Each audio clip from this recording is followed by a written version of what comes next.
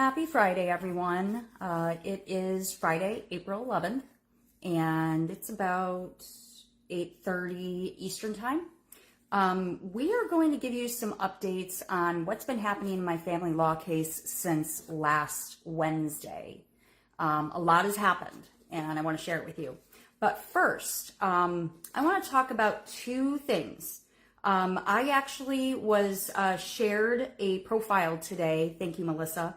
I was shared a profile today of a father in Michigan, and I want to give him a shout out because I've been following his episodes of podcasts. He's got 3 total podcast episodes so far, and I'm probably going to butcher his last name, but his first name is Dustin with a D, and then Ondovcsik in Genesee County, Michigan, who is battling 7th Circuit of Flint, Michigan.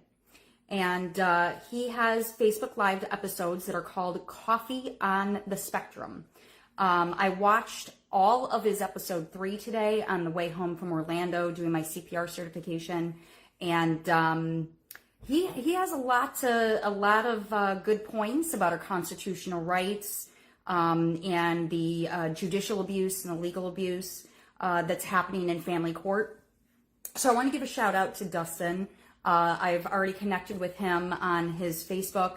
Definitely check him out if you're interested in any of this family court corruption, family court injustice, child trafficking with these governmental agencies, etc. Because he has a lot of great points. So I definitely want to talk to him further in regards to a joint podcast.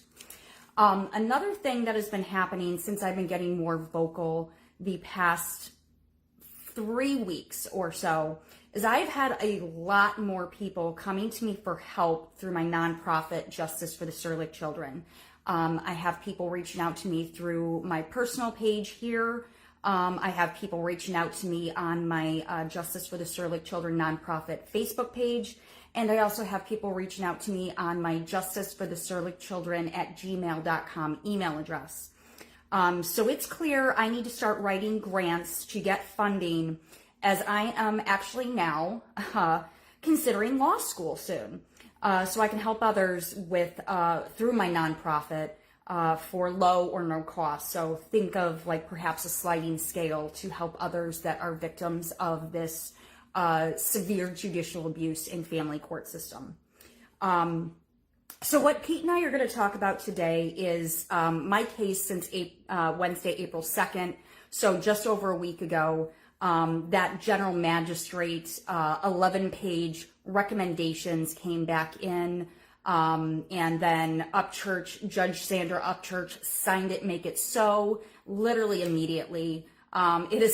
There's no way she read through 11 pages. And it's also pretty clear that a lot of that was pre-written out before the hearing where Pete and I testified on March 25th. And that recording is on my Justice for the Serlick Children YouTube page under the playlist for the all of the court hearings that I've been recording or pulling public records on and then posting. A lot of my story is now on my YouTube channel for the Justice for the Serlick Children channel. There are different playlists. So there's a playlist for my weekly updates. There's a playlist for all the judicial hearings between Stasio Warren, the Illinois judges, and then General Magistrate Alex Alvarez. And then there is a playlist specifically for the voicemails my children left me. And then there is also a playlist that literally tells my story, my backstory, so you can understand how we are where we are at with Daytona, Florida, and 7th Circuit in Florida, coming from Illinois Circuit 19 that started in 2020. So we are going to start breaking down the General Magistrate's 11 pages. It is a lot. It is a lot that was definitely fabricated, but this is DIN 154. And again, all of these documents will be scanned and able to be clicked on. So Pete and I are going to kind of go through this. And then as we go through some of them, I'm going to read my responses line by line that I e-filed yesterday, which was a motion to vacate that I filed yesterday. And then I also filed a motion, a notice of appeal to get it to appellate court, to get upper judges court's eyes on it.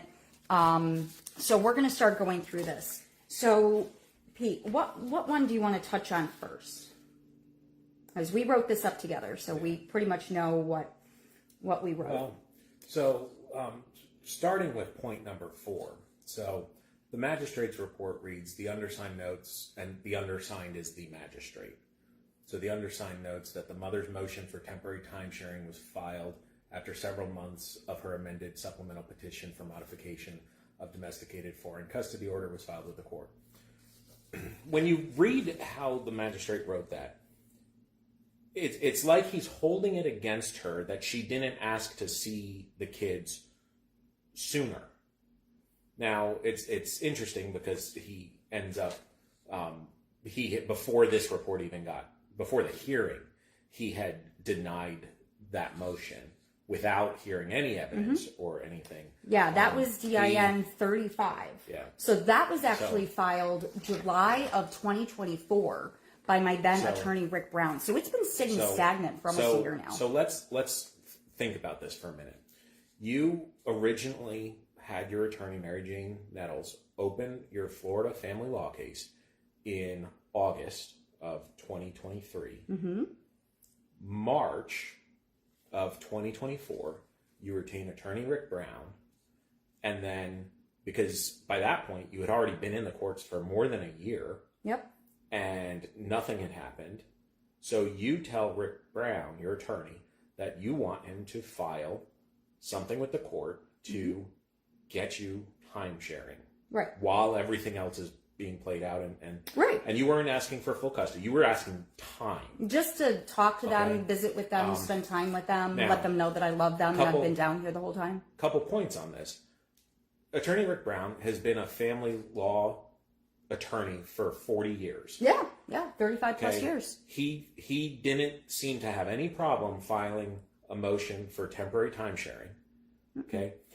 Later on in the report, where the magistrate describes why he dismissed it, the magistrate makes it seem like it was, completely counter to the actual law, that you can't have a temporary, order in place, prior to a final order on it. Now, that's very interesting, because if you actually go back to Heather's Illinois case, they literally filed temporary child custody, not child custody, temporary child support order against Heather. Yeah. And it's literally worded temporary, pending a final judgment, then it will become final. Oh, temporary has been throughout the entirety of this case for 5 years now. It's always been temporary this, temporary that. Heather got a second attorney trying to get things moving along. That's why they filed a motion for temporary time sharing to try to get some time while everything's playing out. And the magistrate's making it seem like, well, it was months after she started the hearing, so it must not be that important to her. And then later on, he basically says, well, the law says you can't have temporary orders, So it's just, it's mind-numbing. Yeah. So my response to that was contesting General Magistrate Alexander Alvarez's conclusion that the notion that the timing of the filing of the motion for temporary timeshare should be viewed negatively. This motion was filed for 2 reasons. 1, this was a new attorney, Rick Brown, filing the motion. 2, the children were being illegally withheld from the mother by Dustin Serlick and were doing very poorly in Volusia County schools. Mother had lost 3 full years of access to her biological children at this point for no reason other than the father was choosing to withhold any and all contact. There were now active court orders in the state of Florida there were no active court orders in the state of Florida keeping mother from her children. None. That's what I'm still trying to get to happen, is to have any sort of Florida court orders. Because, the children have been living down here since August of 2021. I've been down here legally when I transferred my driver's license February of 2022. So we're now in 2025. There should absolutely be something in writing in the state of Florida in regards to custody and time sharing and all of that. There's no reason why an Illinois order should still be in effect 3 years later when a lot has changed in those 3 years since they've been down here. So what do we want to talk about now? I want to go to the number 16 because this is sort of key to understand something about Heather's case. So number 16 basically is from the Illinois DCFS court. It's referred to as juvenile court, and it's ultimately their findings, right? Mm-hmm. So a couple things, for people not familiar with juvenile courts and the DCF court system, it's similar in a lot of states. It is not actually legal court. Right. It's considered an administrative court. It's administrative. So the person who sits there as a judge is not actually a judge. Their title is administrative law judge, but they could just... ALJ who I mentioned earlier, Dustin out of Michigan, he talks in depth about ALJs today in that episode 3. So yeah. So basically what happens in the juvenile proceedings, which the DCF proceedings, which actually, so there's DCF agency proceedings that happen before the juvenile court system hearings, which happened superseded the family court case.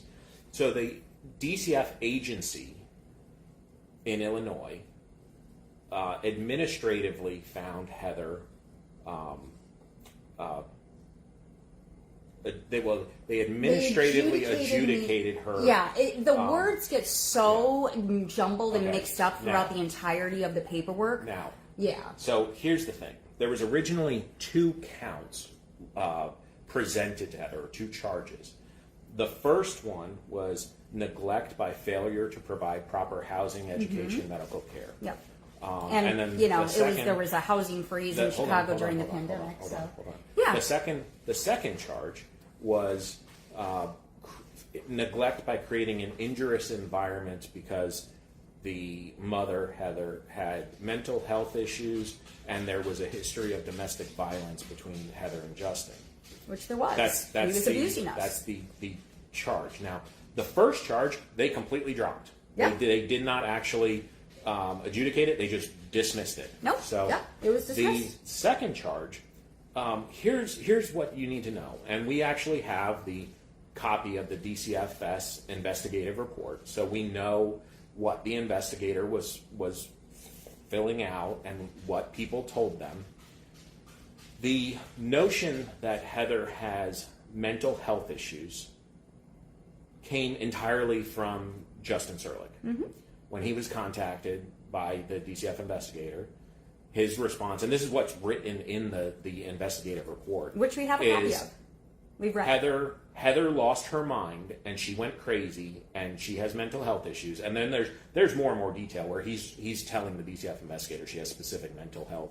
What he's actually referring to is, I lost my mind in 2020 because I flat out told him that I refused to ever live with him again. So 2020 was the final straw. Him and Mary Serlick telling me to kill myself March 22nd of 2020 in Port Orange, Florida. And I said, I'm done. I no longer want to ever live with you again. We have been divorced since 2013. It's been 7 years now. We're going our separate ways. So that equates to me losing my mind, according to Justin Serlick. Here's some important context here to follow up with that. At no point in the last 5 years, at no point in any of the reports, no point in any of the notes from the case manager, was Heather ever offered or required to complete a psychological evaluation? No. Like a proper psychological evaluation with a psychologist. That takes several hours to complete. These are never required to do one. No one ever requested me to do one. Nothing was ever done with that. So this mental health issue that is now followed me down to Florida, because of this lovely general magistrate's 11 pages, all stems from Justin Serlick. Last I checked, Justin Serlick doesn't even have an associate degree, let alone a master's or PhD in psychology. So then, as far as the magistrate goes, so he's in his report, he cites that charge where the actual charge claims Heather has mental health issues. But with the charge is just, it's literally a couple sentences on the paper. There's no evidence that Illinois sent with anything. But again, we have the investigative report. We have so we know it's a book. There was never a psychological evaluation ordered or conducted on Heather. Now, in the testimony in several of the hearings here in Florida, Justin has made vague references to, and I'll quote him, Heather, in one of the hearings, he said, Heather has this insanity going on. And insanity because I want to see and speak to my children. That's insanity, I guess. So, they allow one party to make a very vague and ambiguous statement, present no evidence or scientific, literally in the magistrate's hearing, and the note is on the magistrate's report. Justin presented no evidence at all. No evidence, no witnesses. He questioned me a little bit, and he testified a little bit himself, but that's it. And that is on the Justice for the Serlick Children YouTube under the hearings playlist. You can watch all of it. The vague enough notion that Heather has mental health issues, and it's never specified in anything what her mental health issues is, other than in the original Illinois DCFS report, investigative report, where Justin, I believe specifically told the investigator that she was bipolar and suicidal and some other stuff. But ironically, in 2020, he was diagnosed with type 2 bipolar disorder, and I have a copy of that. So that is the DARBO. That's a psychological term. I do know a lot about psychology, which is why I'm looking at getting my PhD in psychology. DARBO is deny, attack, reverse, victim, offender. And so pretty much everything that Justin Serlick accuses me of doing or having is actually what he's doing or has. So, yeah. Okay. So, I want to move on because I don't want to get hung up on that. Okay. I want to go to point 8, or line number 18. So, okay. 18, the juvenile order of ruling and disposition. So, again, here's the thing. This is the Illinois juvenile DCF case. They are not a family law case. They can't make permanent custody decisions. Correct. They literally, when they close out their cases, the family court schedules what they call a permanency hearing. Okay, so the magistrate is referencing the juvenile order in Illinois, where the I'm sorry, so the original wardship order that gave Illinois Department of Children and Family Services guardianship and discretion over the children. Okay. Child trafficking. Then here I want to be clear on a few things because the magistrate really jumped to some conclusions on it and clearly didn't seem to have the background on some of the circumstances. So he says the original wardship order allowed the father, meaning Justin, but not the mother, to have unsupervised visitation with the minor children. Critically, this order also required the mother, but not the father, to complete the following assessments and cooperate with and successfully complete recommendations for treatment of drug, alcohol, psychological, psychiatric, parenting classes, domestic violence, and individual counseling. Yeah. Now, a couple things here. One, Justin was initially also required to have supervised visitation. Yep. We know for a fact that he was required to have supervised visitation because they were literally scheduling Heather and Justin to see the kids back to back. So I had to sit there and wait for him to finish. We always got to see them first. Even when Heather was requesting either to go first so she could leave and not be around, or for them to schedule at different times because, Justin has been her abuser and was her rapist. Yep. It's not hard to understand why there might be a conflict when you put those two people in the same spot, forcing them to have an interaction, even if it's just walking across the parking lot. Yeah. So my response to that, to the general magistrate, in my motion to vacate that was filed yesterday, my response is contesting General Magistrate Alexander Alvarez's statement because there needs to be some clarity on this statement. Justin Serlick was a legal resident of Florida since July 29th of 2020, and since Illinois DCFS does not have jurisdiction in the state of Florida, Justin Serlick was not held to the same standard as Heather Bendl in Illinois. Justin Serlick's one and only requirement was to complete a parenting class for the entirety of the Illinois DCFS case from October 8th, 2020 to December 28th, 2023. Heather Bendl was intentionally waitlisted by Camelot Care's Elizabeth Tevis, and that was reviewed in several videos before this where I actually read the emails to you guys. And Elizabeth Tevis was documented in countless emails between Heather's attorney and Elizabeth Tevis, as well as in attorney Thomas Hunter's response to restore custody with father August 6, 2021. It is documented that Heather Bendl did indeed complete all of the required services that are mentioned in the General Magistrate's statement for number 18. I have parenting class certifications. I had to do a domestic violence survivor class, basically teaching us how to recognize domestic violence abuse and how to break free from it. Ironic, huh? So yeah, that was my response to that line in my motion to vacate. All right, what do we want to cover next? All right.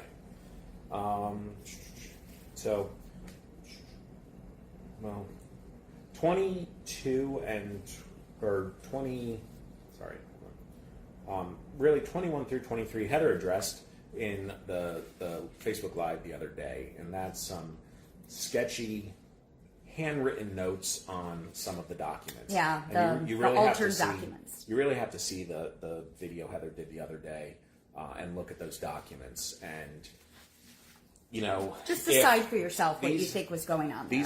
These juvenile and family courts that are literally controlling people's lives are, in today's day and age, trying to pass off printed documents with handwritten notes and no minimal details, literally on those two orders that have handwriting on them. You cannot, there's no mention of who the actual judge is. Right. So unless you know whose scribble it is, it's not a decipherable signature. It's literally a scribble. It's worse than most doctors on a prescription pad. Yeah, one could speculate the judge never even looked at them or touched them. There's no real date stamp on when these documents were created, and you'll see in the other video. One is matching dates and one is not matching dates. One has all of the dates are the same, December 14th, and the other, the three places there's a date on the paper, each date is a different date. So, yeah, you come to your illegal own activity. That's where the illegal activity comes in. Come to your own conclusions on it. Yep, for sure. Okay, so then let's go, because a lot of this is just sort of the some of the actual history. That was never correct most of the time, because most of the time that he mentions a lot of this, he leaves out my daughter Ariana Serlick, like she doesn't even exist. So it's very clear that General Magistrate Alexander Alvarez does not know my case, does not know my children, and should not be making any sort of decisions in my children and I's life. Yeah. Okay. The magistrate in line 33 talks about the parties continue. So after Heather and Justin lost the which are home, we on 33 now? 33. Okay. After they lost their home in Illinois, after Justin stopped paying his half of the rent, and then there was the furnace caught fire. It says the parties continued to live together with 4 children until February 2020, when they were brought to Volusia County, Florida, to stay temporarily with paternal grandparents, Ira and Mary Serlick, after the parents lost their housing. In March of 2020, the parties resumed living together with the minor children in the state of Illinois. They didn't resume living together. Nope. The way that's worded is if they went back to being a happy couple. and that certainly did not happen. No, I have evidence that we were in domestic violence shelters. In fact, they were, like Heather just said, Heather and the kids were being placed in domestic violence shelters. They were actually prohibited from telling Justin where I had to they were. sign an agreement that I would not tell our abuser where we were physically located. And that's pretty standard with any domestic violence shelter, because they don't want the abuser showing up and causing harm to the victims that they're trying to protect, as well as just causing a scene for all the other victims. So now safe place, Lake County, pads of Lake County. I want to move on to number 34. Okay. Because this really, if this doesn't lead the normal common sense person to be able to make some conclusions about what really happened, nothing else will. In late July 2020, the parties permanently separated and the father moved to Florida into his parents' home, leaving the children in Illinois with the mother. Okay, let's think about that. Let's break that down for a second. Justin, who claims Heather is an unfit parent and lost her mind and went crazy, left us. Just left the kids with Heather in Illinois and traveled across the country to stay in Florida. 1,800 miles in 2 days on a motorcycle. Does that make any sense? No. No, because if he was concerned about the children in my care alone, you call and make reports while you're there. He would have never left. Yeah. He would have stayed close, protected the kids, called the authorities. He literally left them, and they didn't even know he left the state until 2 days later when he texted them and said, "I'm back at my parents in Port Orange, Florida," and my kids are looking at me like, "What's going on?" The reasons why he up and left. Heather does mention that in prior videos, so we don't need to get into that. Right. But the likelihood, had he stayed in Illinois, he would have been arrested. Like, we can leave it at that. Yeah, absolutely. There were police reports filed. My children talked to investigators when Michael G. Nurheim was the state attorney. That he would have more than likely been arrested based on the child abuse charges alone. Let's just ignore the rape charges that were pending. And let's just look at what my son Thomas and my daughter Bianca said in the investigator reports, and it literally says child abuse. Okay. So he would have been arrested if he stuck around, which is why he bolted. Moving on to number 38. Okay.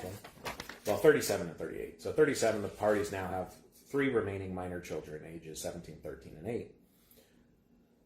Number 38 is the oldest child of the parties. AS was 16 at the time the instant case in Florida commenced, but has since turned 18. The child AS is therefore no longer subject to the jurisdiction of the court, and this report will not address the adult child for that reason.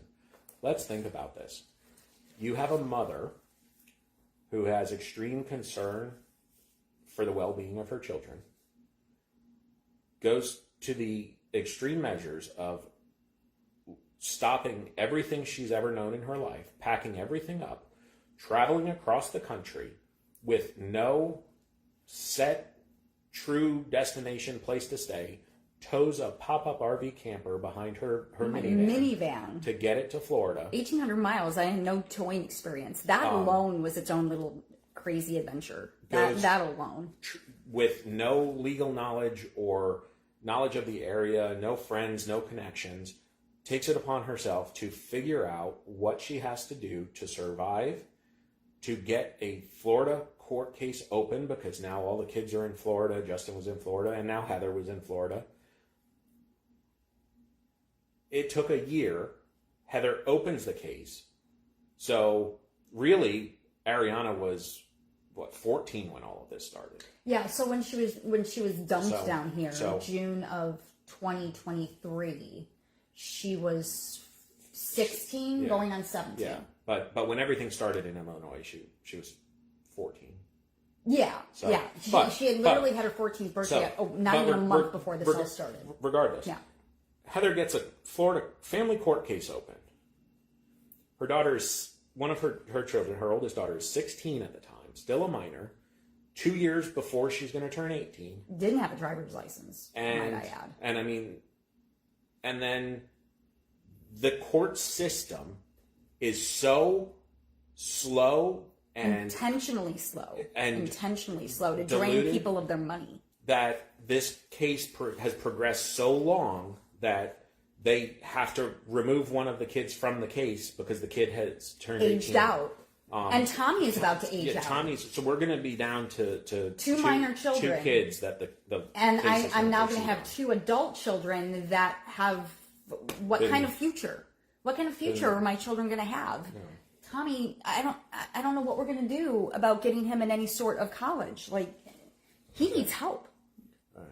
So, yeah. So then I want to move on to number 41, because this is something that a lot of people don't understand. I certainly didn't understand. I don't think Heather understood this. I think if Heather knew this was going to be the, part of what she was going to run into here in Florida, maybe something else could have happened in Illinois. But what did I say? 41.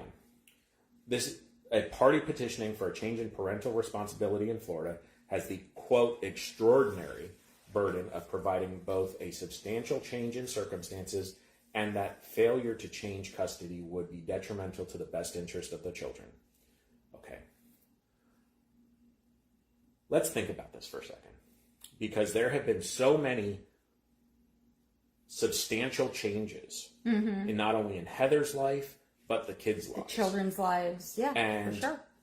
Ultimately, what the magistrate gets into, he let's tries think about to argue that nothing was substantial enough. The April 27, 22 Illinois order that should have never happened literally reserved Ariana to both of us.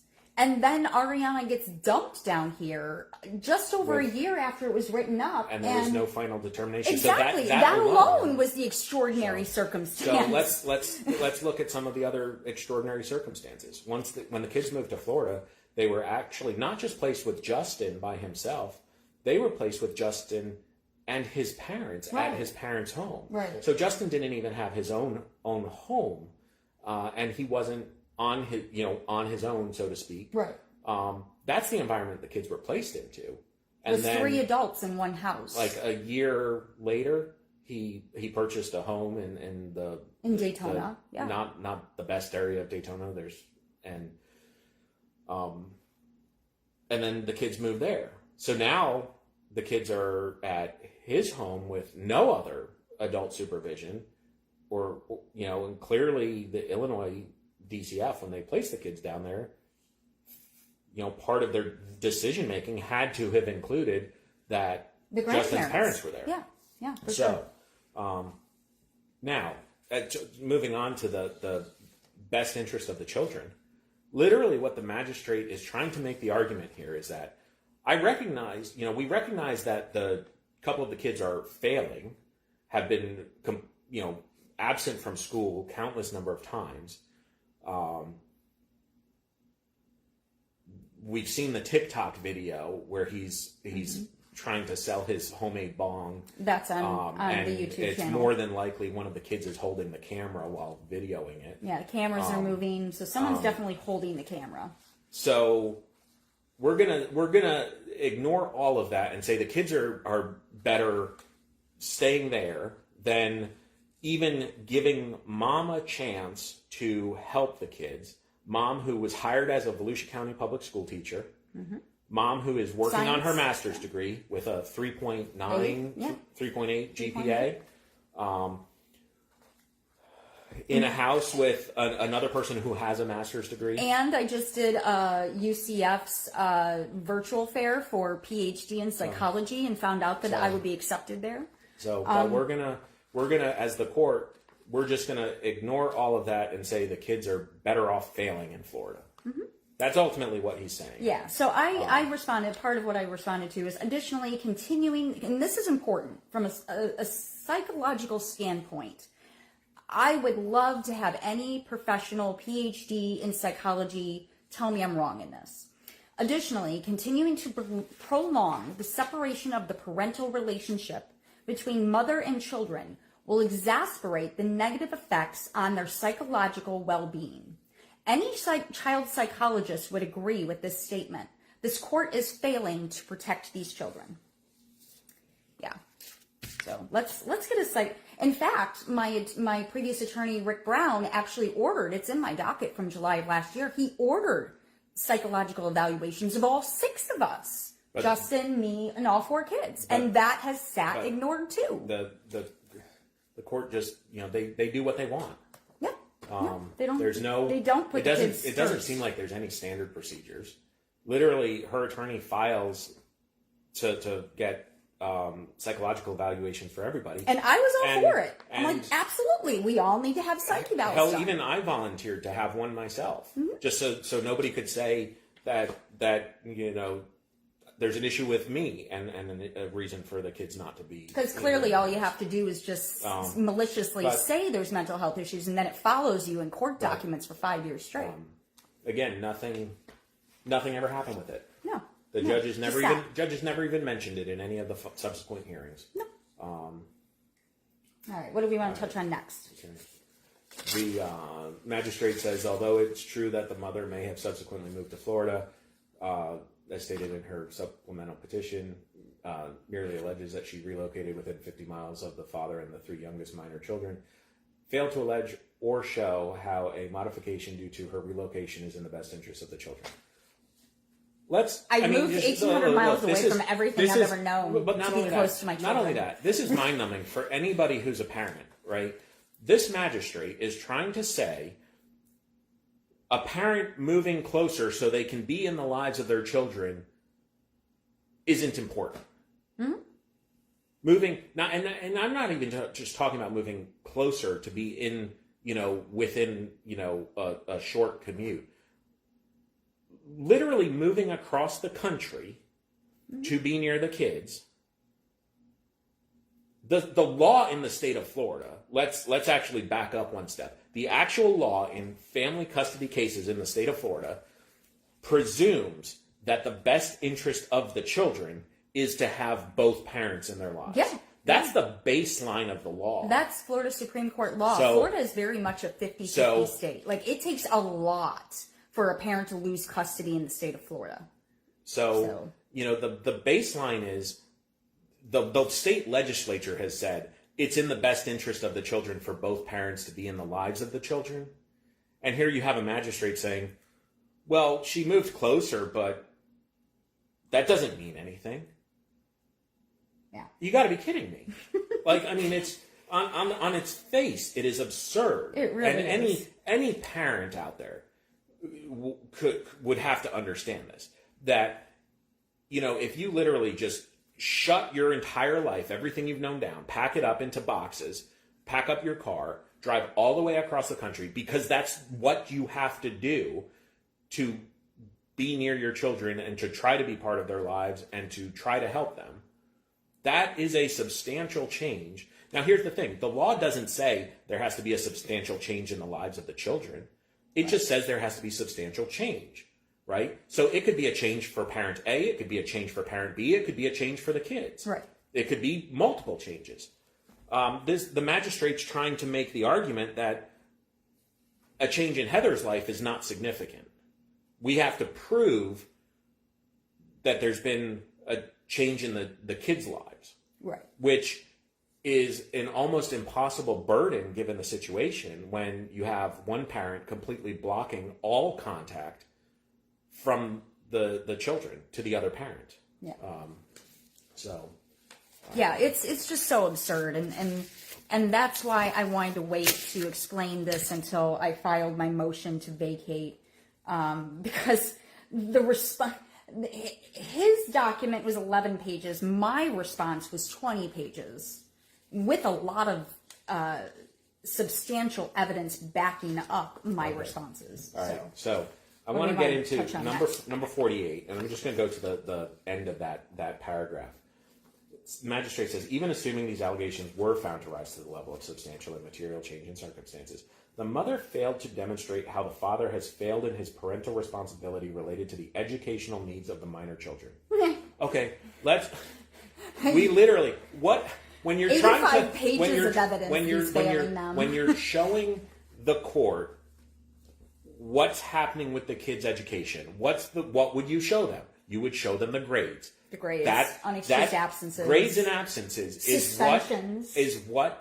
And suspensions. Suspensions, Yeah. multiple Grades, absences, suspensions. suspensions, disciplinary record at school when the kids are in the custody of sole custody of one parent, you can take all of that evidence, show it to the court, and you have a magistrate here saying, that's not enough. Yeah, so you don't have enough to prove that dad has neglected. Now, I want to remind people, in one of the hearings, Justin told the judge that he didn't have time to go to the high school to talk to the administrators to see what they could do for Tommy. Yet I was driving 40 minutes away from where we live to Daytona to meet in person with the assistant principal Blum, B-L-U-M, multiple times. I met with her multiple times. I took time off from my job to go with Heather to each of the 3 schools when she was meeting with the principals and assistant Mainland, principals. Campbell, and Palm Terrace. Okay. Both of us went to all 3 multiple times. And we live 40 minutes away from the closest school. Okay, so now let's think about this. We live 40 minutes away. We made the time to go. Right. I took time off work. Heather took time off work. We made the time to go because it's important. How far does Justin live from Mainland High School? We timed it. It's a 3-minute drive. 5-minute walk, 3-minute drive from his house to Mainland High School. But he didn't have time to go to the school to try to get help for his son who was failing. Well, I mean, why would he, Pete? Because when the children were in my care, I was on the PTA at District 114 in Fox Lake, Illinois. So that would have been Lotus Elementary, Stanton Middle School. I was on the PTA for the entirety of my children's education from pre-K at Lotus all the way up to Stanton. Okay. I would literally go in and make presentations to my children's classes as a scientist. Okay. So I always made the time. I want to stick on the topic of education here because we're going to move on to number 49. Okay. So number 49, and I want you to, after I read this, I want you to ask me why this happened. Okay. Okay. Because I was in the court when this, when the precipitating incident happened. So I want to explain it.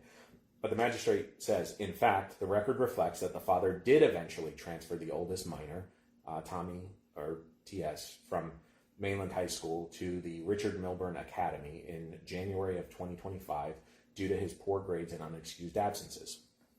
Yeah, so why did Justin move him from Mainland to Richard Milburn? What was the date of the hearing in January? January 8th at 10 a.m. January 8th, we're in the courthouse. Or no, it was 9 a.m. 9 to 10:30 a.m. We're in the courthouse in the hearing with Judge Sandra Upchurch. Mm-hmm.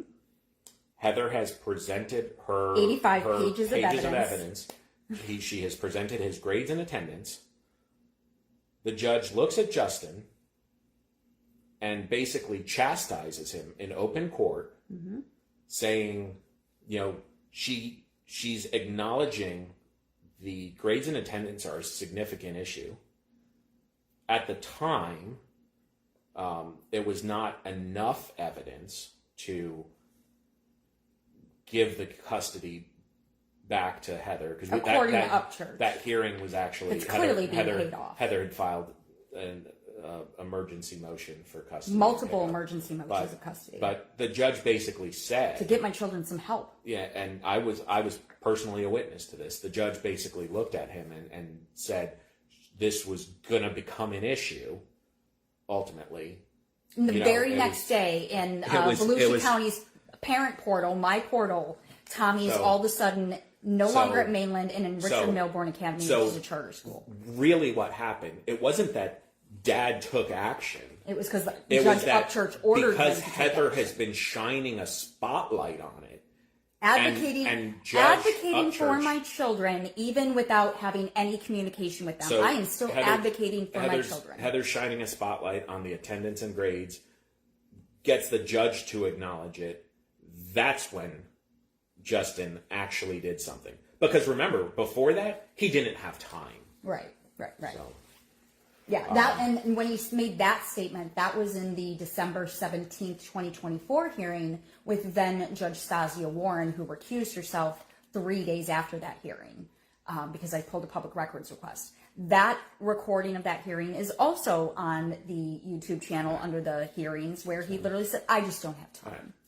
So line number 53, mother provided documentary evidence that she has obtained a bachelor's degree since moving to Florida, is enrolled and actively participating in an MBA program with a 3.8 GPA, currently that she's capable of properly handling responsibilities and caring, or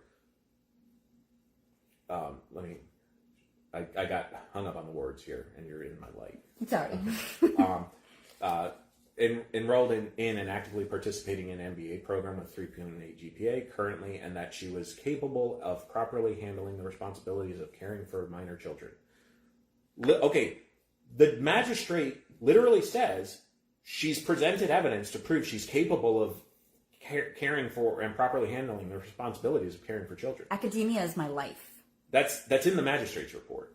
But then he says, while it's certainly laudatory, meaning congratulations, none of these circumstances rise to the level of significant or materiality for purposes of modification of a final custody order. Okay, so you have a parent who has taken it upon themselves to better their situation, better their education. That's not enough. It's not significant. Yeah.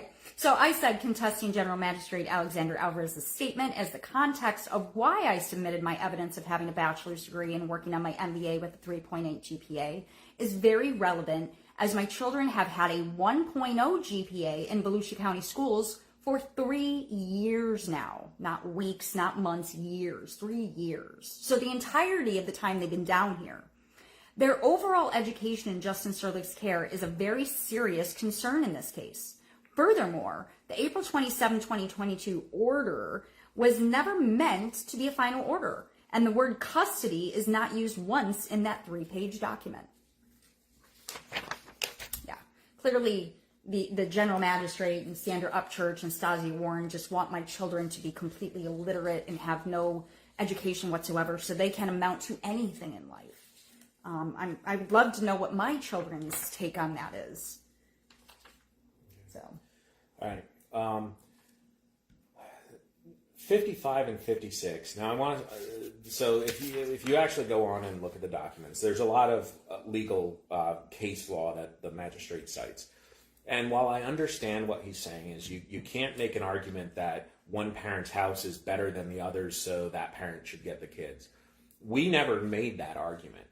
The evidence that Heather submitted was basically, we submitted evidence, pictures of our house, pictures of the rooms we have ready for the kids, because they've been ready for 6 months now. So guys, if and when you watch this, Ariana, Tommy, Bianca, Charlie, there have been 2 fully furnished, freshly painted, very nicely decorated rooms ready for you to live and sleep in for 6 months now. Pete and I have put a lot of work into making sure those rooms look beautiful for you guys. And we actually have a third loft space. So we literally have, separate rooms for everybody. I mean, those rooms are just sitting empty, not used because of this legal abuse. But we submitted, Heather submitted, I say we because I'm part of her team here, right? But I'm not a lawyer.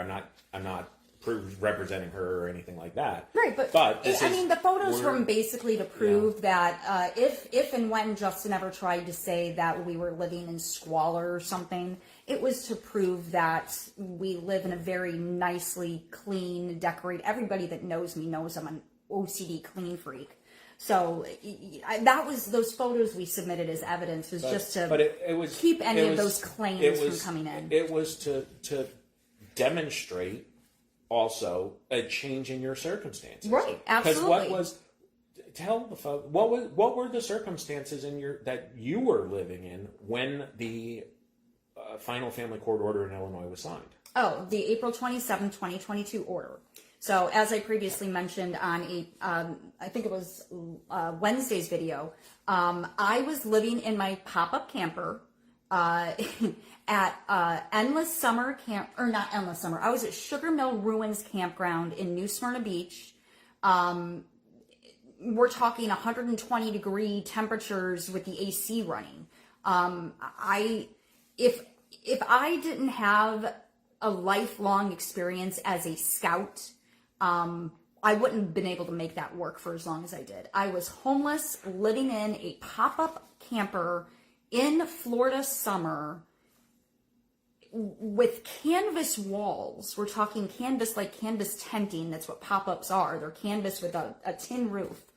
And I was laid off from Guardant Health March 25th. So I was homeless in an RV, not a lavish RV by any means, and jobless. Yeah, so I went from that to living in Pete's childhood home. He's been here for over 30 years, and we are here together by ourselves. It's not like we have roommates or family living with us. It's just us two. 4-bedroom, 2-bath house with a loft, a furnished loft, and a massive in-ground pool. And we're a team. We Right. help each other out. We take care of each other. We take care of our house. We take together. We take care of the cats. Like real couples should. 2 cats and a dog. Yeah. And I mean, again, the law states a significant change in circumstance. And it doesn't say it has to be for the children or the custodial parent. It says just a change in circumstance. What is extraordinary burden of change in circumstance? Is it death? I mean, we're talking about what is the other option? Death? Someone dies in the family? Going from homeless and unemployed to sharing a home and running your own company. Well, not only that, let's think of this. So April 27th, 2022, I didn't even have my bachelor's degree yet. No. I earned my bachelor's degree May 13th of 2022. So I went from homeless, jobless, and degreeless. I didn't even have a degree yet. To now I have a bachelor's in science since May of 22. Now I'm almost 2.5 years into my MBA in marketing. And I own my own LLC marketing company and 2 nonprofits, one of which is dedicated to my 4 children, Justice for the Serlick children. So yeah, I think I've come a very long way since April 27, 2022 for an order that was written up behind my back with no legal representation in a state that should have never written it. Okay. So next, I want to, and this may get hard because these are some hard points to look at. Well, actually, I want to go to 61 or 62 first. Okay. Well, really, we're going to go back onto the education, headline here. So 61, the children's school and attendance seems to have stabilized with the father, and the father did take recent steps to transfer the school of the oldest child. No evidence was presented at all. Remember, Justin presented no evidence. It's actually in the progress docket hearing notes. The Alvarez wrote 0 evidence, 0 witnesses. We don't know what he looked at to say the attendance has stabilized. Because I lost access. We don't know what's happening with the attendance. We know what happened with the attendance up until Heather lost access to the parent portal for Tommy. Which was about 2 weeks after he was moved to Melbourne, Richard Melbourne, January 9th. So we know. So right around my birthday, I lost access. We know when he first started going to Richard Melbourne. Unexcused, he was still unexcused. Day after day. So there was no proof presented that attendance has stabilized or grades have stabilized. Right. And Justin submitted no evidence of such to Alvarez. So where is that coming from? Then, Mary and Ira, where is that coming from? 62. The children's reasonable preference was not lawfully presented in the hearing. The mother often tried to testify to inadmissible child hearsay. So let me mention a couple things here. And the reason I understand I'm talking a lot in this video, Heather's made several videos, and I want the people that watch the videos to understand that, sometimes Heather might come across, and anybody that makes videos like Heather does, who's been in, a mother in a situation like this, sometimes you're watching the video and you start to question, like, did everything really happen that way? Is that really going on? So I wanted to be on here. I want to give you guys, but I bring receipts. I want to give you another voice and some context here. So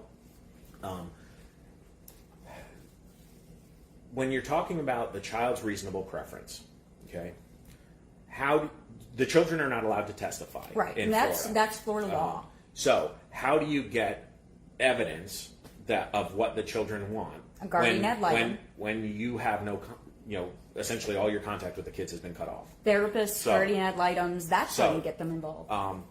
Guardian ad litem. Yeah. Heather's second attorney, Rick Brown, did file a motion to appoint, they call it an attorney ad litem. Basically, it's a guardian ad litem, but it's somebody who's also an attorney, friend of your attorney, who knows, Yeah. right? But it never went anywhere. We already know guardian ad litem Kathleen McGee was bought off by the Serlicks, and that's how the kids ended up down here. So it can go either way, but they do exist. The reason, for those thoughts is, a guardian ad litem is supposed to represent the best interests of the children. To determine the best interest of the children, you sort of have to you have to understand both parents, right? So Absolutely. at least have a conversation on the phone. Heather, did you ever talk to the guardian ad litem in Illinois? I don't even know what she looks like or sounds like to know. So, now all I know is she resigned. Okay. Now, your attorney had filed to get an attorney ad litem appointed in your case. July of 24. Your attorney told you it was going to cost each you and Justin, I think it was $1,200 a piece. Yep, and we agreed to it. And we were ready to pay, right? And Heather's attorney told us that Justin and his attorney said they didn't have any money. So it didn't go anywhere. Right. Now, it just sat. It's still sitting. Heather, in the state of Florida, there's a guardian ad litem program. There is. How do those guardian ad litems get pulled onto cases? The judge appoints one. How much does that cost the parents? Absolutely nothing. It's volunteer. Volunteer guardian ad litems, Florida guardian ad litems, are volunteer based, and all you need to get one appointed to your case is the judge has to make it so. So we're going to finish on, because that's literally the last point of the order, so we're going to circle back to the issue of guardian ad litem. But without having the guardian ad litem, without having the children's ability to testify themselves, what can you do, right? Well, when I went with Heather to Palm Terrace Elementary School, after meeting with the principal and the guidance counselor for over an hour, we both met with them, we were in their office, they said, hey, do you want us to go get Charlie and bring him down? We did not know if they would do that when we went there. I mean, it was a meeting to speak to the principal and right. I wanted Principal Troutman and Counselor Emily Sweet to understand what Charlie has been through, so they can better support him. They bring Charlie in, and we ended up spending probably close to another hour with Charlie. If you can imagine, Charlie hadn't seen his mom in person in a few years. So it was a little awkward at first, but he opened up pretty quickly. So I met him. I talked to him a little bit. They talked about what he had been up to, what his favorite things to do are. Just the very basic stuff that you would normally ask, your kids every day when they come home from school. Hey, what did you do? But they hadn't seen each other in years, so everything was new information. Now, I was there as a witness to all of this. Heather had called me in the magistrate's hearing. Heather had called me to testify. Now, I understand the law, and this is just standard court law, so this is applicable everywhere in the country. Hearsay is when one person tries to testify what someone else said.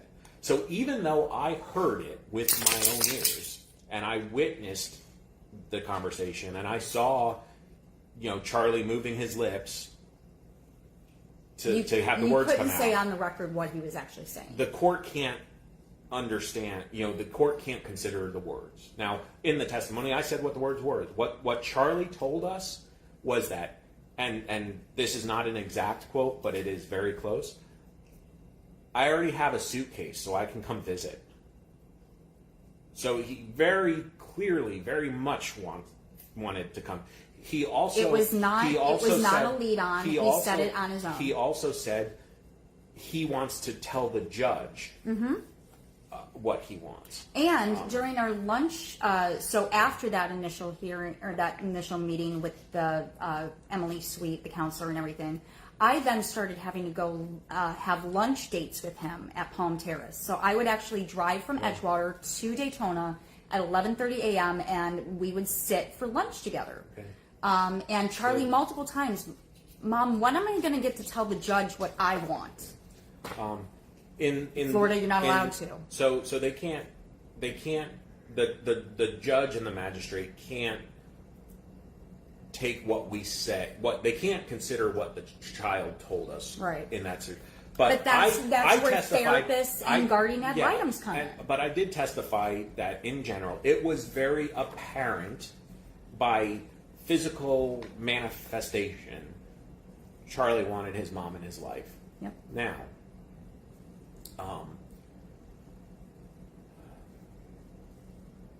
it's, you know, how else are you able to prove it? Well, what did we have available to us? Heather said she was going and having lunch dates with Charlie. Mm-hmm. She took pictures, photos, and photos. Did you take? You took some videos, didn't you?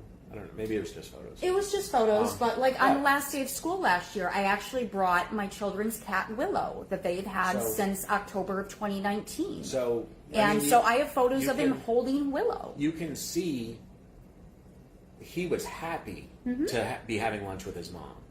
And then let's fast forward to February of this year. You can look at the picture. Heather's gonna she'll post one or two of the pictures probably. Yeah, but let's just fast forward to February of this year. The 3 voicemails my children left me. Those voicemails, all 3 of them, are on my YouTube channel under playlist voicemails. You hear Charlie say, "Let's just go see her." Yeah. So. It's just mind-boggling. Yeah. So we submitted that, but the court's trying to say, you know, no it's evidence. Insubmissible. We nothing was significant enough for us to determine what the kids want. Yeah. Okay? Well, I can tell you as somebody who was, you know, from a family where parents got divorced, the kids want both parents in their lives in most cases. And you even can say even more personally that both parents should be part of your lives because you did lose your father at a young age. Yeah. So you can absolutely say that. I can tell you, not having a parent in your life as a child has a significant impact on you throughout the rest of your life. Absolutely. Now, in my case, right after my parents were divorced, my dad was killed in a car accident. Yeah. And I was in the accident with him. So I you know. So you can he imagine, definitely I've seen the can worst speak that life can present to somebody. In regards to one parent not being there, you know, they just in an instant is gone. I don't even have the option of my dad being in my life because he died when I was 12. Heather's kids, they have an option for Heather to be in their lives. And the system is stealing that option from them. Yeah. They are absolutely victims of this horrible system. This next one, okay, so 63 and 64, these are the hard points. Mother did accuse the father of raping her in the past, but father denied these allegations, and no other substantial, competent evidence to support mother's allegations was presented. Well, read the police report. My children actually say they witnessed it. Unless you have video of it happening, right? What kind of evidence can you present? Children literally telling investigators that they heard mom say dad to get off of her in the RV. There was police reports, multiple police reports filed prior to the initiation of any case in Illinois. Yep. Okay. And we submitted those police reports. Yep. Okay. Now, multiple times. It's in my docket multiple times. To the allegation that Justin denied it. Okay. If you actually go back and watch the hearings, watch closely when he's being accused of that, and listen closely to what his response is. Most of the time, he stays silent. Doesn't say, I never did that. The only denial I heard in the recent hearing, Heather questioned him, how many other women have you raped? And his response was, I haven't raped anyone. And then my immediate response is, well, you did rape me. Okay. And then he went silent after that. So multiple times in multiple hearings, going all the way back to November of last year with his attorney, Serena Baldacchino, present, I looked him straight in the eyes and I said, you were raping me for years. You know what you were doing. He would just sit silent. Now, Pete, if I'm looking at you and in front of a judge, and I say, you were raping me for years, and you know for a fact that's not true, what would you have said in return? I will raise holy hell denying that allegation. Right. That would be human nature. If you're accused of something, be the normal response. If you are accused of something that both of us know that didn't happen, your absolute human response is going to be to defend yourself, not sit silent. So, then 64 is the mother repeatedly accused the father of neglecting and abusing minor children while in his care. She failed to support this allegation with any confirmed DCF reports or other substantial competent evidence. To the contrary, Illinois Dependency Court, blah, blah, blah, blah. Okay, again. After the hearing. Again, let's break this down a little bit. You don't have direct contact with the kids. Right. So you can't get any current present information from the kids as far as what's going on. But, just their grades and their attendance. Grades and attendance alone should. I mean, it tells a story, and anybody that has kids that have, if you have kids or know of kids that have grades and attendance that match what Heather's son has in school, you know those kids are having. So let's put a pause on that. So for me, I have always been an exceptional student, kindergarten all the way up to current, 3.8 GPA in my master's program. So I always had straight A's, honor roll, AP classes. When I started to have my own family life issues around 12 years old that involved my mother and my stepfather, and then at 15 with my grandmother and my grandfather, the one thing that my teachers and my counselors at school in Round Lake Middle School and RLHS, Round Lake High School, would always say to me is, Heather, what's going on? You've always been a straight A student. You're skipping class. Your grades are falling. You're not doing your homework. What's going on? How a kid does in school is a direct reflection of their home life. So I was taught this at like 12 years old. How a child does in school is a direct reflection of their home life. So let's just take a look at my children's straight A's, National Junior Honor Society, perfect attendance certificates in my care, to extreme unexcused absences, 1.0 GPA for 3 years, suspensions, school suspensions. Tommy and Bianca both have school suspensions on their records in Daytona schools. Let's just compare those two scenarios to before and after and apply how a child does in school is a direct reflection of their home life. I mean, it tells a story. It does, absolutely. Now, that being said, you can't make this up, but literally, as soon as this magistrate's hearing ended, this hearing was conducted by Zoom. The timing. As soon as this hearing ends, Heather gets a text message from a Florida DCF investigator because a case has been opened against Justin. Yep. Now, we ended up, after talking with him briefly on the phone, we went up to his office to talk to him.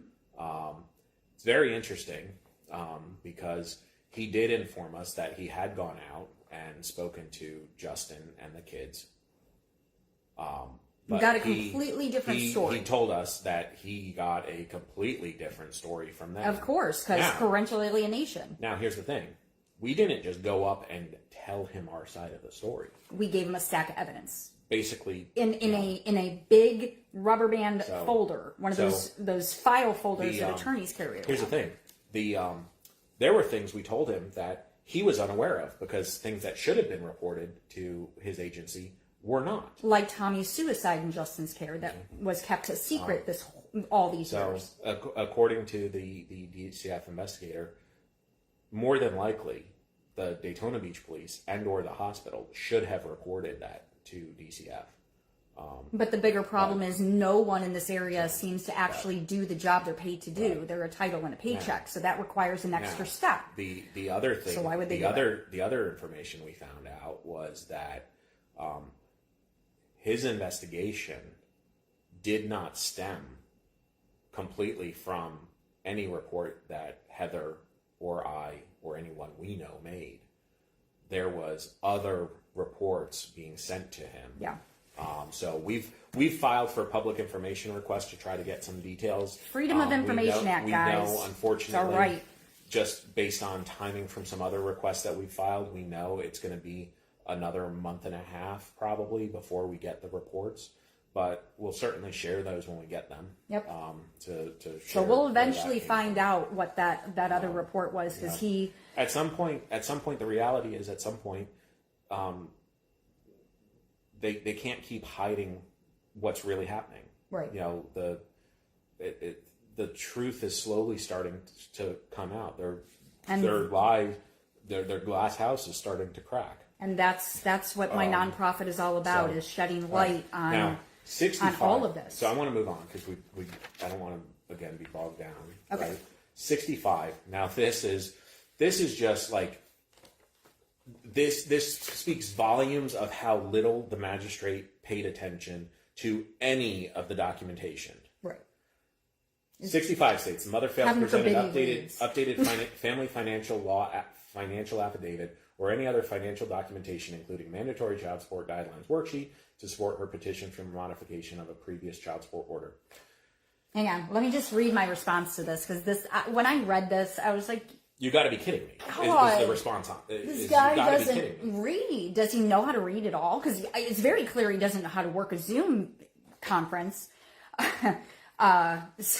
So my response to that is contesting General Magistrate Alexander Alvarez's statement as mother filed her updated financial affidavit when she was ordered to by Judge Stasia Warren at the in-person hearing November 5th, 2024, which was filed November 15th, 2024, and is DIN number 49.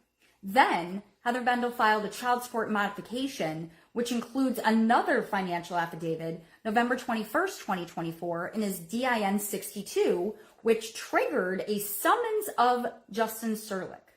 Justin Serlick has still, as of April 2025, refused to comply with the summons to produce his financial affidavit, which is needed by Florida law by both parties in order to do the child support worksheet. This is further evidence of legal/judicial abuse and manipulation of our court system. Now, he should be held in contempt for that, because he was literally summoned and ordered by Circuit 7 to produce his financial affidavit back in November, and he still has yet to do that. He was actually, as part of one of the early on proceedings that Heather's attorney Rick Brown filed, they call them interrogatories, but basically it's the two attorneys get together and they say, we need you to give us this information, you need to give us this information. Right. And so that was all supposed to happen. The attorneys knew what was supposed to be provided, but the illegal contempt hearing happened. Justin's attorney never provided the documents. So then Heather, when she was representing herself, figured out what to do, filed the modification order, which triggers a summons that was served by the sheriff's department, and we got return service on it. So we know he was served. He has yet to produce that. Got to cough it up eventually, Justin. All right. One way or another, you got to cough it up. 68. Any mother who has been in any situation even half as complicated as you is this is gonna hit home for them. Okay. Finally, the undersigned, meaning the magistrate, would be remiss if he did not specifically address the openly hostile and aggressive behavior and conduct of the mother throughout the proceedings, and specifically at these hearings before the undersigned. Okay. Two points I want to make. As a parent, imagine for a minute your children have been ripped out of your arms. And when I say ripped out of your arms, I literally mean the investigator pulled Bianca out of Heather's arms. Yeah. You don't have any meaningful contact Bianca with your and kids Charlie for 5 years because your ex-husband lied to investigators. Mm-hmm. Which is happening across this nation. Would you be able to keep 100% composure when you have to look at the person who's triggered all of this by his lies? The person you would be a little irritated.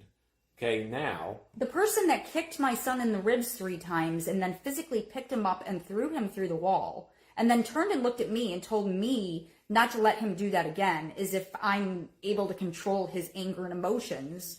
The person that would yank my daughter Bianca out of out of her bed every morning and scream at her to clean the pee off of herself because she has epilepsy while he went back to bed. That's how our whole household woke up.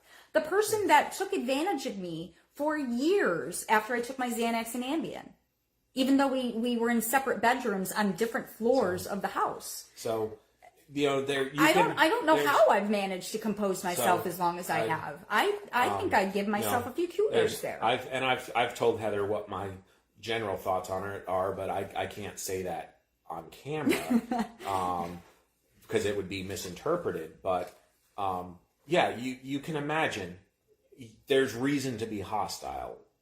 Now, there's an additional factor to also consider here. And we didn't address it at the very beginning because it's actually mentioned in the first paragraph. Heather has a hearing disability. Okay, she's completely deaf in her right ear. Born deaf in my right ear. That's why I'm sitting on her left side so she can hear what I'm saying. Mm-hmm. So when you're in person, and even especially when you have a Zoom hearing, there's a few things that happen, and this is physical, how it happens with her. One, because of her hearing disability, she does not always understand what her actual voice volume is. Oh, I'm very loud. And I've always been loud. And most hearing impaired people in their normal conversation speak at a higher volume. So I was also raised by my grandfather, who was practically fully deaf. So I always had to basically scream. That's a factor. Now, I'm also tone deaf. So sometimes I come across, and I know this about myself, and a lot of my friends that have known me most of my life just understand this about me because they grew up with me. So I sometimes sound rude or hostile when I'm not. And then then add the fact that I have RBF, and then I just look pissed off all the time, and I'm not. The other thing that happens, and this is something, I've been together with Heather for 2 full years now, and it's taken a little bit to learn to understand what's going on, but because of her disability, hearing disability, while she's talking, she actually can't hear other people talking. So when she's on a Zoom and she's talking, I can't hear anything She actually else. Can't hear that anybody else is talking on the Zoom. So it comes across that she's intentionally trying to talk over people. I don't have surround sound. But if she's talking and pauses for half a second and somebody else starts, in her mind, she wasn't done with her thoughts, so she continues talking. It comes across as if she's trying to intentionally talk over. And most of the time, that's not the actual intention. She just doesn't hear. Which is why I have my CART services so it's a transcript. Again, anyone who's known me most of my life knows that I watch movies and TV with closed caption on. Because I oftentimes, especially when I'm in a loud setting where I might be conversing with people while I'm watching TV, I can't hear everything. Yeah. So I intentionally read. Yeah. So my CART services in court is transcribing what people are saying to me so I can read it. So I want to, you mentioned the CART services, so I want to make sure we nail down this point too. Yeah, right? This is a federal violation. Well, not even that, but the magistrate, says that, your behavior and conduct throughout the proceedings that he personally saw. So there was 2 hearings that the magistrate had with Heather. Well, technically there was 3 because there was a hearing with Heather's first attorney, but we were just observing that one. We were not. Heather wasn't actually part of that hearing. Yeah, he didn't see me on camera at all. I was not on camera. The 2 hearings probably didn't even know I was there. The 2 hearings where the magistrate saw and interacted with Heather. What happened in the very first hearing that raised your level of irritation? Violating my rights. First of all, my federal rights for the CART services. So that's federal ADA rights. That's federal violations right there. And then second of all, Florida is a very open court system unless it is officially a closed case where only certain parties can be involved in the case, which mine is not. Mine has never been designated a closed case. Florida Supreme Court law is very, very clear that anyone can court watch. I had, and it was documented, I had 15 court watchers trying to get into that hearing February 25th, and he refused the 15 court watchers, or maybe it was 14. He wrote it down. It was either 14 or 15 court watchers. He refused them, which is a violation of Florida Supreme Court law. So he violated Florida Supreme Court law and my ability to have witnesses to what was happening, and then he violated my federal rights for those cart services that weren't working. And I was very clear, the recording is on the YouTube channel as well, I was very clear, we are not moving forward until my cart services are working. This is my ADA. I have a right to it. And you can hear him just keep pushing and trying to continue without the cart services. And yeah, I was getting upset because he was violating federal and state laws. He's basically trying to put the blame on Heather for his own failures. Yep. Because, why would anybody take accountability for anything? It's just apparently all of this is my fault. So I want to actually read the response to that one, because I want everyone, including my children that are going to eventually watch this someday, to hear my response to that, because there's always two sides to a story, right? There's always two sides to a story. And then somewhere in the middle is the truth. That's what I've always been taught by my grandpa my whole life. Two sides to a story, somewhere in the middle is the truth. All right, so contesting General Magistrate Alexander Alvarez's statement. While I acknowledge that my behavior may not conform to societal norms and court decorum, which Justin Serlick kept trying to use that, try to pretend like he has a JD and he knows court word verbiage, court decorum procedures. However, I am a mother who has lost any and all contact with her 4 biological children for 5 years now, who has been forced into ongoing and prolonged litigation with my rapist and abuser, Justin Serlick, with no reasonable support, including domestic violence advocates by my side.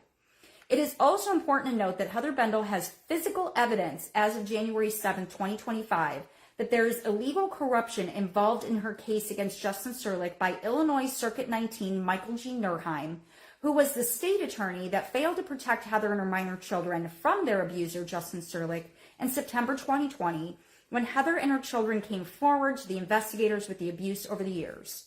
Additionally, Heather Bendl is legally deaf in her right ear and is tone deaf, which can be portrayed as talking loudly or aggressively. It is also important to know that in the past 5 years, there has been no formal professional psychological evaluation entered into evidence proving that mother has any psychological or mental health concerns, and Heather Bendl respectfully requests that unless there is a professional document stating as such, this court refrain from accusing Heather Bendl of having any mental health issues, as only a mental health professional can state such accusations. Mother has completed all stated services required by the state of Illinois, which was 5 years ago.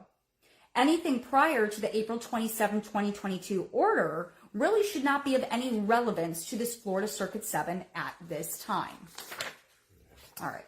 So, and we've been on, I think we're well over an hour now. So, I knew this was going to take a while to go. The last point I want to hit, because we're circling back. I said we were going to circle back to the guardian ad litem issue. So, the last point that the general magistrate makes in his findings of fact says, regrettably, although the mother had previously filed pleadings in July 2024. Okay, so Heather's attorney, through her attorney, back in July of 2024, almost a full year ago from today, filed a motion to request the court to appoint a guardian ad litem. Almost a year ago. Yep. And the judge didn't do anything with it. And we now know that all it takes is a judge to appoint a Florida guardian ad litem, and one is assigned free of charge. So the magistrate says, so the mother previously filed pleadings in July 2024 seeking appointment of a guardian attorney or guardian ad litem. For this case, both parties stated they each lack funds to pay for the appointment. Well, they're free. I want to make, wait. the actual, the volunteer guardian ad litems don't cost the parties anything. Nope. The Just cost, has to be court appointed by a judge. The cost was coming from, originally Heather's attorney wanted to use an attorney ad litem. And so there was going to be a cost. Now, here's the thing. We never said we couldn't pay. We've never testified we couldn't pay. We were ready. We had cash ready to go. We wanted to pay. Absolutely. We were waiting for Heather's attorney to tell us who we needed to pay. I want eyes on my children. My children need help. I want therapists in their lives. I want guardian ad litems in their lives. I want people to actually hear what they have been told and what they are going through. And that is why the Serlick family is trying so hard to keep anybody from being involved with my kids, because then people are going to start learning the truth. So that pretty much, now there was more to the magistrate's order, so feel free once Heather posts it to all of it's going to be on there. Look at everything. We just, for a matter of time, we can't hit every point, right, but we hit significant ones here. Since this magistrate's order was signed, I've been a busy bee. Few things have happened. Heather has officially filed a motion to vacate. So which was that? That's sort of a step you have to take if you ever want to appeal anything. The lower court, which is the Circuit 7 court, you have to afford them every opportunity for them to correct their issue. Right. So the last, sort of stage is. So this is my motion to vacate with a ton of evidence proving my side of the story. So Heather filed the motion to vacate with the court, but to get things rolling, because honestly, we were fully expecting within an hour or two of that getting filed, it would get signed by the judge with a denial. Like everything else she's been filing. Heather has also filed a notice to appeal. To appellate this court forces Circuit 7 to transfer or to initiate the appeal procedures with the Fifth Circuit, 5th District Court of Appeals, which happens to be across the street from the. They all play golf together. They all go to lunch together. But the thing about the appellate court is, they look at the documents and the paper, and you file written pleading or a written brief with them. So there's not going to be, more than likely, there won't be an in-person hearing with one side trying to talk about the other side. Now, the appellate procedures we've been learning is a fairly complex process. There's specific by timelines. Design. You have to file certain things. There's some stuff has to be filed within 30 days, within 10 days. 50 days from the last time you did this, something else has to happen. So we've got the handbook. We're working through it to make sure we try to hit all of the points. So the notice of appeal and the motion to vacate were both filed yesterday, April 10th. One was in the morning, one was at night, because I'm also busy getting my nonprofits off the ground. So I'm doing all of this in between other things. Right. So we are now on DIN 156, guys. Docket identification number 156. So in the meantime, while getting those filed, one other sort of just little interesting fact to note, Heather got in touch with another mother who has been dealing with a family law case. Now, this other mother happens to have attended some law school herself. She is apparently very knowledgeable on one aspect of custody thank you for law. Your help. So Beth, we actually really value the Zoom meetings we've had with you, if you see this. But there's one aspect of child custody law that she brought up to us, and we started sort of digging into that. And it's going to be fun. we can't talk about the details. We're not going to give out our smoking gun, but it's going to be fun. At some point,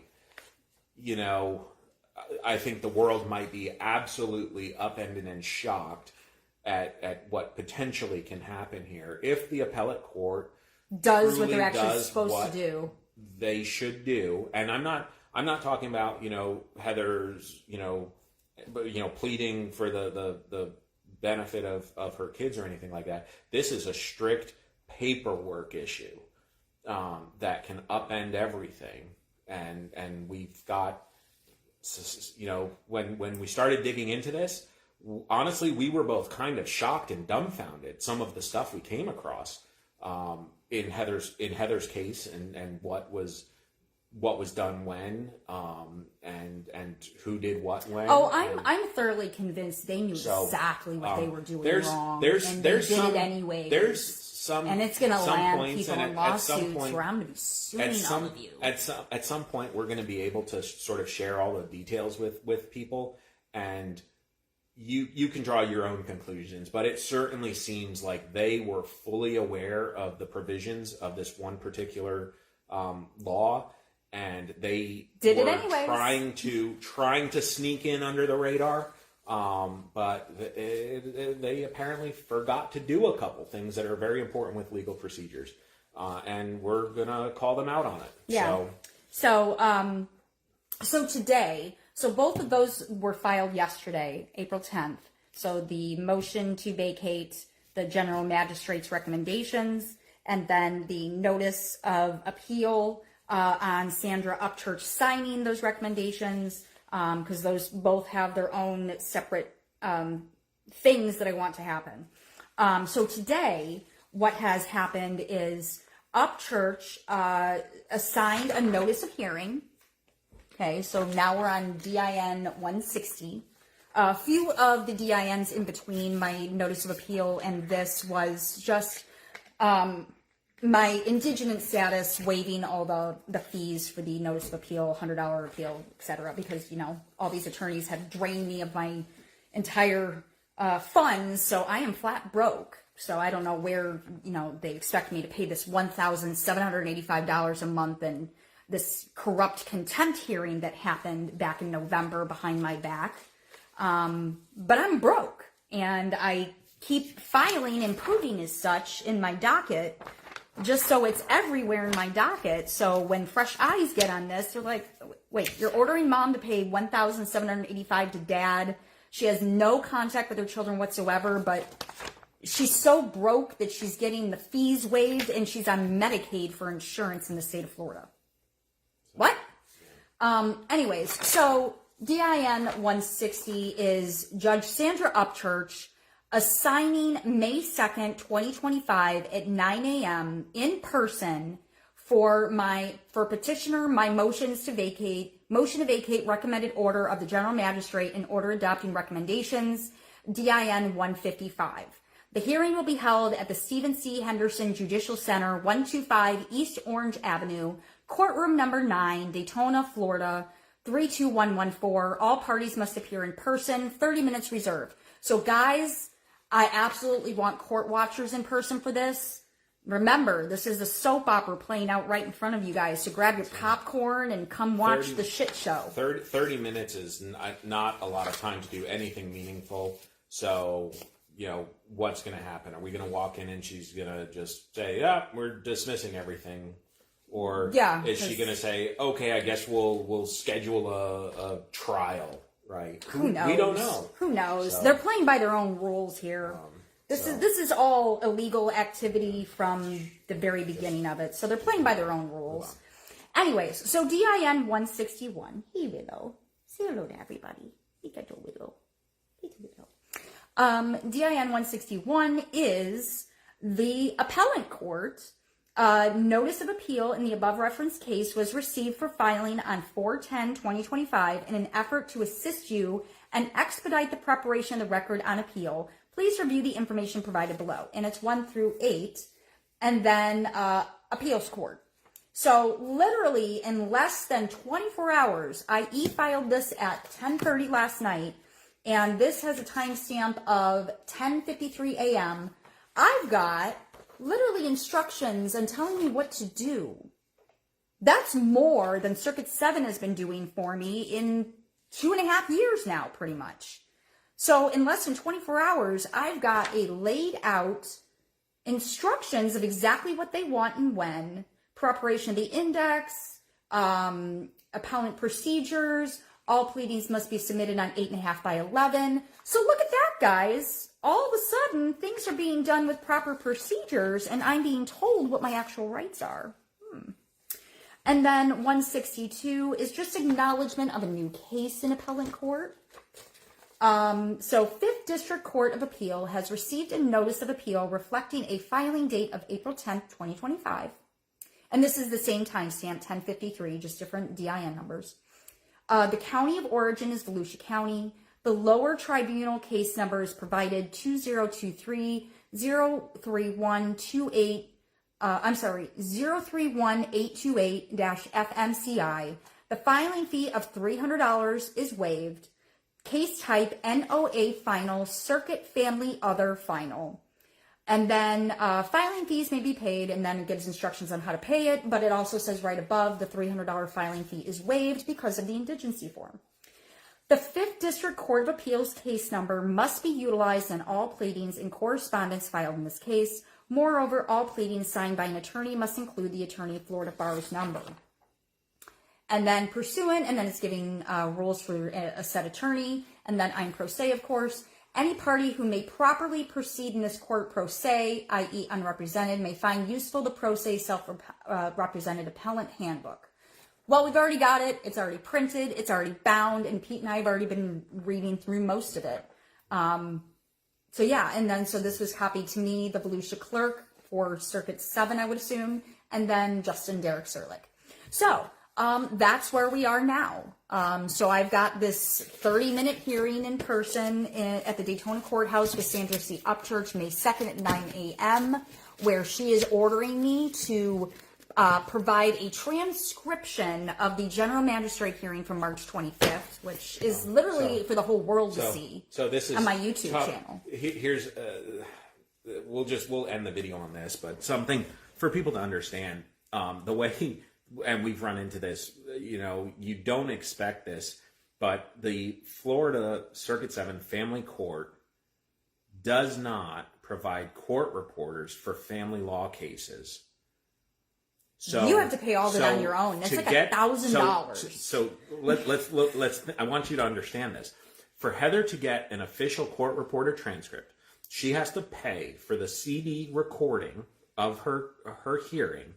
Then she has to hire a third-party court reporting company to listen to the CD and write up an official transcript, stamp it, and file it with the court. Okay? And you have to pay that third-party company. Which is, from what I've been hearing from other Circuit 7 victims, because we're all victims of this insanity and illegal activity, it's going for about $1,000. So it is a racketeering circle of everyone screwing over people that aren't wealthy. At any rate, we're gonna look into what actually has to occur. I'll be making some phone calls Monday. If it's possible if there's a fee Heather has to pay to the court to have one of the actual county court reporters do this, or if we truly do have to have a third-party company do this for us, we're going to find out. We'll share it with everybody. But, okay, listen to this, because you can't make this shit. I'm trying not to curse. The judge is requiring Heather to have a transcript prepared for this hearing. The only way to get a transcript is that the original hearing has to be recorded. Oh, and she even says in here, if I don't provide it, she will cancel the hearing on May 2nd. So, Heather has to pay to have a recording of the original hearing transcribed and then filed with the court. But Heather, what did she say was going to happen or not happen at the hearing on May 2nd? May 2nd? Yes, was it May 2nd? Oh, yeah, May 2nd. Yeah. What she said is not going to be happening. Are you talking about this line right here? Where she says the hearing will not be recorded. Oh, yeah. Okay. I should just read this whole paragraph. So they're going to hold a hearing with no court reporter. They're not going to record it. So Heather will have no way of actually producing transcripts that could be used of the May 2nd hearing in a future, future appeal. But I have to pay for the CD of the general magistrate, which is I already paid $20 to get the 2 videos from the public records, and it's on my YouTube. So the whole world can watch what happened on March 25th. And she's now ordering me to order a CD of the proceedings, before the general magistrate, call the office of digital court reporter in Daytona. Moving party must have his or her own arrangements for the production of an accurate transcript, which must be prepared and certified by an impartial court reporter. Said transcript must comply with the requirements set forth of judicial administration. Transcript costs will be borne by the requesting party. And then in all capital letters right underneath, if the transcript is not delivered to the judge and provided to all other parties not less than 48 hours before the scheduled hearing, the hearing will be canceled. So this is all a racketeering money scheme. This is a money scheme. Yeah, but I mean, just let's look at the logic. Everybody makes money off of it, the family while court, we as victims of this court system get screwed. Every other level of court and type of case, there's a court reporter. But family law cases, no court reporter unless the parties pay for a private court reporter service. Because why would they want to provide evidence that they're actually doing illegal activity and felonies and constitutional right violations, civil rights, due process? All of the courtrooms have a built-in digital recording system so that they can record hearings. But her judge has said, we're not going to record the hearing. If you're going to want a transcript, you have to pay for a court reporter to come to the in-person hearing. Third party for $1,000. So Circuit 7 moms out there, you know exactly what I'm talking about. We talk about it in our group. So, you know what I'm talking about. This is just all a money scheme. It really seems like this judge is doing this intentionally and vindictively because Heather filed a notice to appeal. The judge is basically stepping in and saying, oh, you think you're going to appeal? Well, we're going to have another hearing, and you're not going to be able to have a transcript because the judge knows Heather doesn't have the money because Heather's filed 2 financial affidavits and filed an indigency form. Multiple indigency forms because Rick Brown and Mary Jane Nettles drained me of every penny I've had after Thomas Hunter in Illinois drained me of $43,000. So we've said a lot, and we're. But this was fun. This was fun. This was a great week. This was great. It has been a learning experience for sure. I need to go to law school so I can help other victims of this crap. It is late on a Friday night. So we appreciate everybody that's watched, everybody that has commented on the video here. We greatly appreciate you. Heather greatly appreciates everybody that is supporting her in her corner. I greatly appreciate everybody that's supporting Heather in her corner. I wanted to be on this video tonight because I want the world to know that Heather's not in it alone, that there are some people supporting her, but obviously more support the better. That's where things are at right now. So, have a great Friday, everyone. No means done, but we want you guys to have a great weekend. We've got a few fun things planned for this weekend. Mm-hmm. So, we're going to leave it at that. Heather will see you all again probably next Friday. Well, I'll probably do an update maybe next Wednesday. I was going to say, you have choir on next Friday. I do. Good Friday. I do. Easter Friday, Good Friday, and then Easter Sunday. So I got a total of 4 performances next Easter weekend. George here wanted to be on camera too. So say goodbye, Georgie. Anyways, so I'll probably go live again next Wednesday or maybe Tuesday just to give you guys an update on what I found out when I make phone calls to the digital court reporter to find out about this transcription Upchurch is ordering, and then as well as I'm going to be calling the appellant court on Monday and verifying this list that they told me what my next steps are, because I'm going to have fun with this appeal. So stay tuned. Watch this saga unfold. Grab your popcorn, grab a glass of wine, and enjoy. Have a great weekend, everyone, and thank you for watching this, and I appreciate you. Peace.